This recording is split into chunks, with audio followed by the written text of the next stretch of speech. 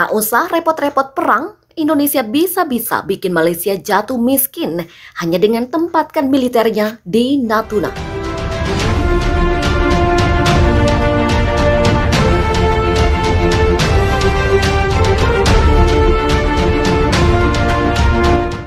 Pembangunan postur ideal militer Indonesia terus digenjot oleh pemerintah. TNI sebagai garda terdepan penjaga marwah bangsa meski dikuatkan demi sebuah kedaulatan. Sekarang postur kekuatan pertahanan itu sudah mulai nampak. Hanya satu tujuannya, demi jayanya Indonesia. Maka dari itu supaya tak gertak sambal saja dan menunjukkan jika Indonesia bakal tegas menindak setiap pelanggaran teritori, pemerintah sudah mengambil langkah-langkah strategis. Salah satunya mempersenjatai Pulau Natuna. Melalui Minimum Essential Force atau MIF alias kekuatan pokok minimum yang terbagi dalam 3 tahap, TNI mulai mendorong maju arsenal perangnya ke perbatasan antar negara.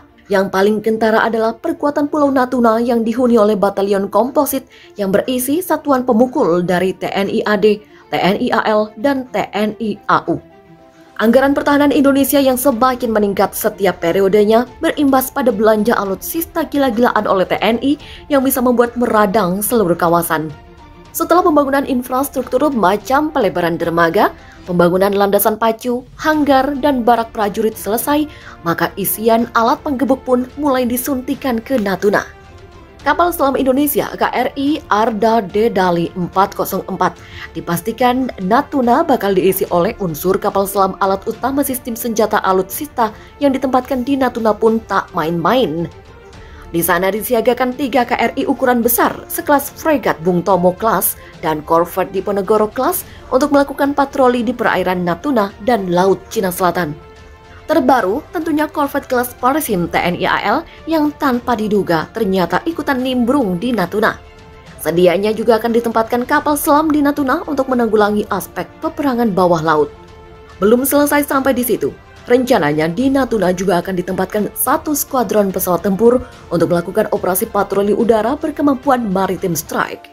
Pesawat tempurnya pun merupakan kelas Wahid macam F-16CD Block 52ID dan Sukhoi Su-730 milik TNI AU. Terasa masih kurang? Tenang, ada lagi penambahan pasukan elit 3 Matra milik TNI macam Marinir, Paskas, serta Kostrat.